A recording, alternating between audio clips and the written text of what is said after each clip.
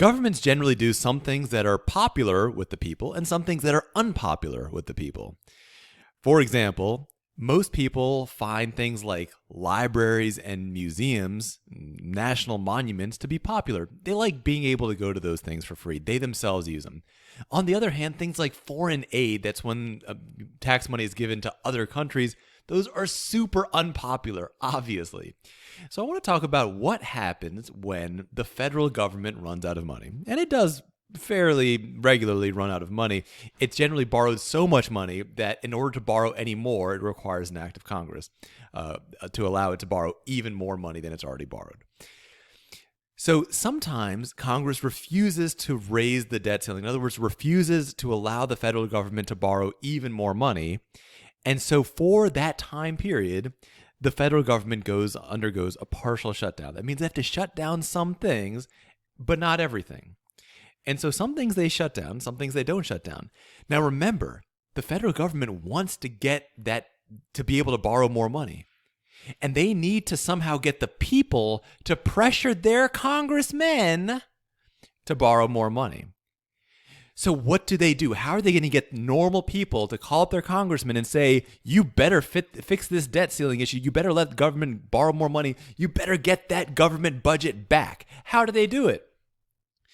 Well, imagine for a moment that the government said, okay, well, if we don't get that debt, if we can't borrow more money, we're going to stop doing any foreign aid. No one's going to care.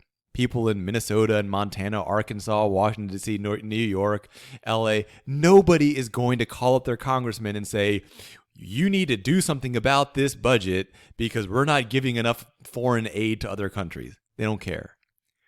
But if somebody's planned a family vacation to go see the National Gallery of Art, and it says you can't come into the National Gallery of Art because the government doesn't have a budget right now, they're going to call up their congressman and say, why the hell did you ruin my family vacation? Fix this problem and fix it now.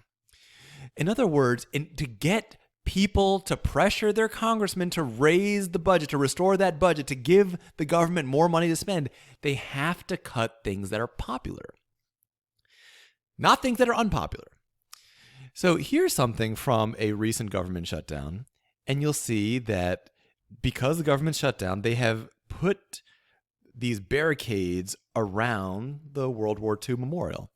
Now, those of you guys who are a little bit more clever are probably thinking, wait a second, doesn't it take extra money to put barricades around a monument? Yes, of course it does. But the point is not to be financially intelligent here. The point is to make sure that all normal people feel the pain of these budget cuts and demand, or feel the pain of like not having enough money to spend, and demand that they make sure that the government has a fully functioning budget. The way they do that is to actually spend a little bit of extra money, in this case, to put up these barricades so that people can't visit memorials that they might want to go to. Somebody might want to go visit their pay respect to their grandfather by visiting the World War II memorial. And they make sure that they cannot do that. This infuriates people and say, fix this problem right now. And so that's what we mean by public alarm.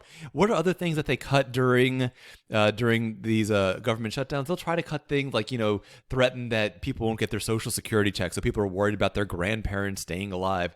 They say they're going to cut other things that are really essential, that if they get rid of those, it's going to really hurt normal people. Now, they never cut during this time things that are actively unpopular. They never cut foreign aid because everyone hates foreign aid and be like, yeah, please go ahead, cut it more. So that's how this thing works. You got to cut things that are popular so that people freak out, demand that the budgets get restored, say, fine, raise my taxes if you need to, but I want to be able to do my family vacation. That's the way that this game is played. It's obviously a psychological manipulation, but it is an effective psychological manipulation.